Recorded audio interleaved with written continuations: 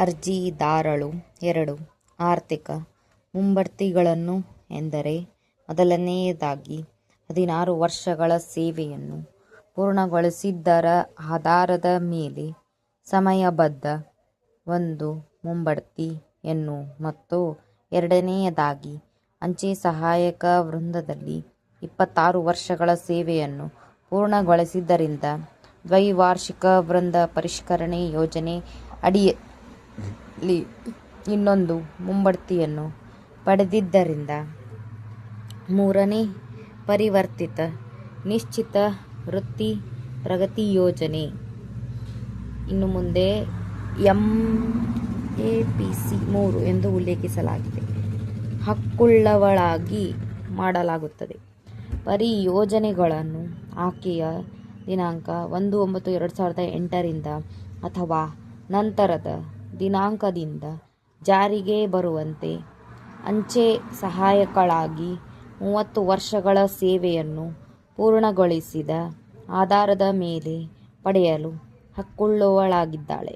ತದನುಸಾರವಾಗಿ ಇದರಲ್ಲಿನ ಅರ್ಜಿದಾರರಿಗೆ ಅಂಚೆ ಸಹಾಯಕರಾಗಿ ಮತ್ತು 30 ವರ್ಷಗಳ ಸೇವೆಯನ್ನು ಪೂರ್ಣಗೊಳಿಸಿದ ಆಧಾರದ ಮೇಲೆ ಅಥವಾ 1/9/2008 ರಿಂದ ಜಾರಿಗೆ ಬರುವಂತೆ ಅಥವಾ ಸದರಿ ಆದೇಶದ ಪ್ರತಿಯನ್ನು ಸ್ವೀಕರಿಸಿದ ದಿನಾಂಕದಿಂದ 2 ತಿಂಗಳುಗಳ ಅವಧಿಯೊಳಗೆ ಅನ್ವಯವಾಗುವ ದಿನಾಂಕದಿಂದ MAPCP 3 ಯೋಜನೆ ಅಡಿಯಲ್ಲಿ ಮೂರನೇ ಆರ್ಥಿಕ ಮುಂಬಡ್ತಿಯನ್ನು ಅರ್ಜಿದಾರರಿಗೆ ಮಂಜೂರು ಮಾಡಿ ಅಗತ್ಯ ಆದೇಶಗಳನ್ನು ನೀಡಲು ಇದರಲ್ಲಿ ಅರ್ಜಿದಾರರಿಗೆ ನಿವೇಶನವನ್ನು ನೀಡಲಾಯಿತು.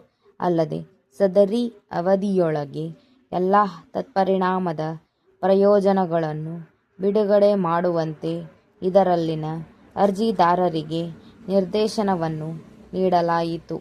ಇದರಲ್ಲಿನ ಪ್ರತ್ಯರ್ಜಿದಾರರನ್ನು ಇಲಾಖಾ ಸಿಬ್ಬಂದಿ ಮಾರಾಟಗಾರ ಪೋಸ್ಟ್ಮ್ಯಾನ್ ಆಗಿ ದಿನಾಂಕ 25/10/1973 ರಿಂದ ಜಾರಿಗೆ ಬರುವಂತೆ ಆಯ್ಕೆ ಆಧಾರದ ಮೇಲೆ ನೇಮಕ ಮಾಡಲಾಯಿತು. ಆ ತರುವಾಯ ಆಕೆಯ ಪರಿಮಿತ ಇಲಾಖಾ ಸ್ಪರ್ಧಾತ್ಮಕ ಪರೀಕ್ಷೆ ಇದರಲ್ಲಿ ಇನ್ನು ಮುಂದೆ ಇಲಾಖಾ ಪರೀಕ್ಷೆ ಎಂದು ಉಲ್ಲೇಖಿಸಲಾಗಿದೆ ಹಾಜರಾಗಿ ಆಕೆಯನ್ನು ದಿನಾಂಕ 25/3/1978 ರಂದು ಅಂಚೆ ಸಹಾಯಕರಾಗಿ ನೇಮಕ ಮಾಡಲಾಯಿತು. ದಿನಾಂಕ 27/3/1994 ರಿಂದ ಜಾರಿಗೆ ಬರುವಂತೆ ಆರ್ಥಿಕ ಮುಂಬಡ್ತಿಯನ್ನು ನೀಡಿತು ಹಾಗೂ ತರುವಾಯ 26 ವರ್ಷಗಳ ಸೇವೆಯನ್ನು ಪೂರ್ಣಗೊಳಿಸಿದ ನಿಮಿತ್ತ BCRS ಅಡಿಯಲ್ಲಿ ಆಕೆಗೆ ತತ್ಸಂಬಂಧಿ ಪ್ರಯೋಜನಗಳನ್ನು ನೀಡಿತು. ತರುವಾಯದಲ್ಲಿ ಭಾರತ ಸರ್ಕಾರವು ಮಾರ್ಪಡಿಸಿದ ನಿಶ್ಚಿತ ವೃತ್ತಿ ಪ್ರಗತಿ ಯೋಜನೆಯನ್ನು ಕೇಂದ್ರ ಸರ್ಕಾರಿ ನೌಕರರಿಗೆ ದಿನಾಂಕ 10/9/2008 ರಿಂದ ಜಾರಿಗೆ ಬರುವಂತೆ ಪರಿಚಯಿಸಿತು. ಸದರಿ ಯೋಜನೆಯ ಪ್ರಕಾರ 10, 20, 30 ವರ್ಷಗಳ ಸೇವೆಯನ್ನು ಪೂರ್ಣಗೊಳಿಸಿದ ನಂತರ ಪ್ರತಿಯೊಬ್ಬ ಅರ್ಜಿದಾರ ಇಲಾಖೆಯು ದಿನಾಂಕ 1/9/2008 ರಿಂದ ಜಾರಿಗೆ ಬರುವಂತೆ TBOP BCR ಯೋಜನೆಗಳಿಗೆ ಬದಲಾಗಿ ಇದನ್ನು ಅಳವಡಿಸಿಕೊಂಡಿತು.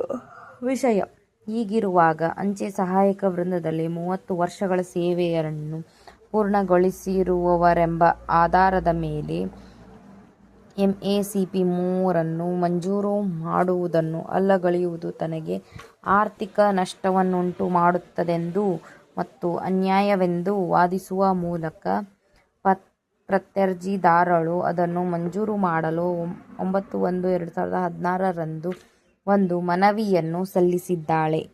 ಜೋಧ್ಪುರ್ ಹಾಗೂ ಇತರೆ ನ್ಯಾಯಾಧಿಕರಣವು ಇಂತಹ ಪರಿಹಾರಗಳನ್ನು ನೀಡಿದೆ ಎಂದು ವಾದಿಸಲಾಯಿತು. ಇದನ್ನು ಪ್ರತ್ಯರ್ಜಿದಾರಳಿಗೆ ನೀಡದ ಕಾರಣ ಆಕೆಯು MACP 3 ಲಾಭಗಳನ್ನು ತನಗೂ ಕೂಡ ನೀಡುವಂತೆ ಕೋರಿ ನ್ಯಾಯಾಧಿಕರಣವನ್ನು ಸಂಪರ್ಕಿಸಿದ್ದಾಳೆ. ಇದರಲ್ಲಿದೆ ಅರ್ಜಿದಾರರು ಇದನ್ನು ವಿರೋಧಿಸಿದ್ದಾರೆ. ಪ್ರತ್ಯರ್ಜಿದಾರಳು ಇಲಾಖಾ ಪರೀಕ್ಷೆಗೆ ಹಾಜರಾಗಿದ್ದು ಆಕೆಗೆ ಅಂಚೆ ಸಹಾಯಕ ಹುದ್ದೆಗೆ ಬಡ್ತಿ ನೀಡಲಾಯಿತು ಮತ್ತು ಆ ನಂತರ ಆಕೆಗೆ TBOP ಹಾಗೂ BCRS ಯೋಜನೆಗಳ ಅಡಿಯಲ್ಲಿ ಯೋಜನೆಗಳನ್ನು ಒದಗಿಸಲಾಯಿತು ಹಾಗೂ MACP ಅಡಿಯಲ್ಲಿ ಹೆಚ್ಚಿನ ಪ್ರಯೋಜನಗಳ ನೀಡಿಕೆಯೂ ಇಲ್ಲಿ ಉದ್ಭವಿಸುವುದಿಲ್ಲವೆಂದು ವಾದಿಸಲಾಯಿತು. ಆದಾಗ್ಯೂ ಪ್ರಶ್ನಿತ ಆದೇಶದ ಮೂಲಕ ನ್ಯಾಯಾಧಿಕರಣವು ಮೇಲೆ ಹೇಳಿದ ನಿರ್ದೇಶನವನ್ನು ನೀಡಿವೆ. ಇದರಿಂದ ಬಾಧಿತರಾಗಿ ಭಾರತ ಒಕ್ಕೂಟ ಮತ್ತು ಅಂಚೆ ಇಲಾಖೆಯು ಈ ನ್ಯಾಯಾಲಯದ ಮುಂದೆ ಅದನ್ನು ಪ್ರಶ್ನಿಸಿದ್ದಾರೆ. ನಾವು ಅರ್ಜಿದಾರರ ಪರ ನ್ಯಾಯವಾದಿ ಹಾಗೂ ಪ್ರತ್ಯರ್ಜಿದಾರರ ಪರ ನ್ಯಾಯವಾದಿಗಳ ವಾದವನ್ನು ಆಲಿಸಿ ದಾಖಲೆಯಲ್ಲಿ ಲಭ್ಯವಿರುವ ಸಾಕ್ಷ್ಯವನ್ನು ಪರಿಶೀಲಿಸಿದ್ದೇವೆ. ತಮ್ಮ ನಿವೇದನೆಯನ್ನು ಸಲ್ಲಿಸುವಾಗ ಅರ್ಜಿದಾರರ ಪರ ಮಾನ್ಯ ನ್ಯಾಯವಾದಿಗಳು ಭಾರತೀಯ ಅಂಚೆ ಮತ್ತು ಟೆಲಿಗ್ರಾಫ್ ಕಾಲವೇತನ ಶ್ರೇಣಿ ಗುಮಾಸ್ತರು ಮತ್ತು ವಿಂಗಡಣೆಗಾರರ ನೇಮಕಾತಿ ನಿಯಮಗಳು 1971 ಕಡೆಗೆ ನಮ್ಮ ಗಮನ ಸೆಳೆದು, ಸದರಿ ನಿಯಮಗಳ ಅಡಿಯಲ್ಲಿ 2 ವಿಧಾನದಲ್ಲಿ ಅಂಚೆ ಸಹಾಯಕ ಹುದ್ದೆಯನ್ನು ಭರ್ತಿ ಮಾಡಲಾಗುವುದು.